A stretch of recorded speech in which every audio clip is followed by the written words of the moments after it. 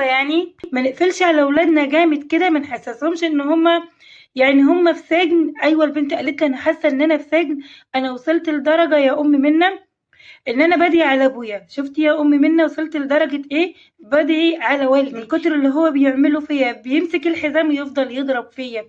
ازاي يا جماعه الخير بتقولي انا يعني انا كبيره منش صغيره، انا طالبه جامعيه. طيب البنت بقى، البنت ان كبرت ما تنضربش. البنت يا جماعه الخير، البنت الكبيره ملهاش الضرب، ليها تفاهم، نتفاهم معاها، نتكلم معاها بالتفاهم. يا ريت كل الاباء وكل الامهات يسمعوني، نتكلم معاها بالتفاهم. لو ما ينفعش معاها بقى التفاهم، ما نلجأش للضرب خالص يا غاليين، ما ينفعش خالص معاها. وبعدين بقى يا جماعة الخير، فيها ايه لما البنت يعني تروح تزور خالتها او تزور عمتها او تروح عند جدتها؟ ارتكبت جريمة يعني؟ لما البنت عايزة تصل الرحم بتاعها فيها جريمة؟ دي فيها ايه؟